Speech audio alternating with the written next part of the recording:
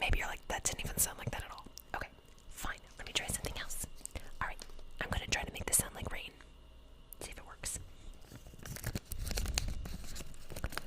Kinda sounds more like a fire. Okay, we're going to fire mode.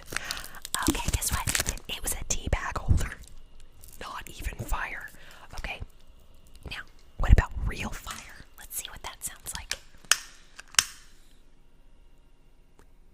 Nothing. Doesn't even sound like fire. Okay. Anyway, what if I catch my hair on fire? What? No, just kidding. I'm not gonna do that. Okay. Sometimes different sounds can sound like something else, like rain or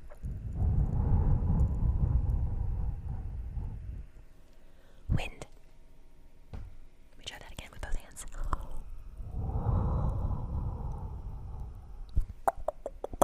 We can make a lot of sounds just using our mouths.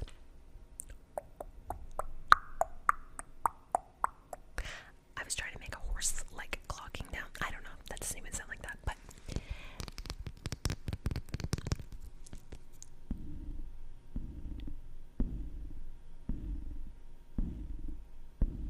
anyway, so Foley sounds are made in a studio usually with really great audio equipment. Even some of the videos that you watch on YouTube, the sound is not live. They record it separately and then add it in later. Okay, so that you could have the effect of something. Movies do this all the time. For example, if they're filming someone that is paddling across a lake, they're going to film the sound separately because the camera is not going to pick up accurately the sound at the right place in the right location.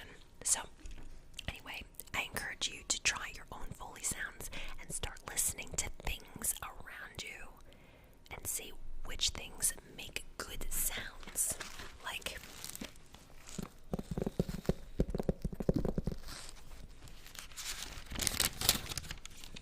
sometimes we can use the real thing, and you know what it is. You know that that's paper turning.